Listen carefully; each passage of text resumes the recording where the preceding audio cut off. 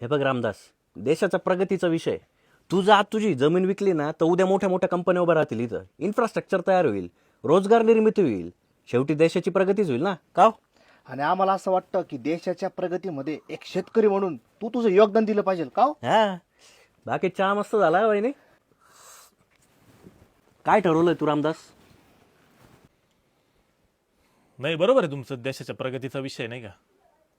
मग मी काय म्हणतो, तुमच्या त्या मोठ्या साहेबाची 50 एकर इथं डोंगराच्या कडेला, त्याच्यातली 10 एकर घ्या ना देशाच्या प्रगतीसाठी. पण नको, तुम्हाला आमची 1.5 एकर बागायचीच पाहिजे. आधी लालूच दाखवून आमच्या जमिनी कवडी मोल भावात घ्यायच्या, आणि नंतर ओळखीने तिथून हायवे टाकून घ्यायचे, एमआयडीसी टाकून घ्यायच्या, आणि मग त्याच जमिनी 10 पट भावाने विकायच्या. आमच्याकडून एकरात घ्यायच्या ना आम्हाला स्क्वेअर फीटने विकायच्या. आणि म्हणे देशाच्या प्रगतीचा विषय. देशाच्या प्रगतीचं नका सांगू आम्हाला साहेब. देश स्वतंत्र झाल्यापासून ना शेतकऱ्यांनी सगळ्यात जास्त योगदान दिलंय देशाच्या प्रगतीला. या देशात काही झालं ना तरी शेतकऱ्यांना फटका बसतो.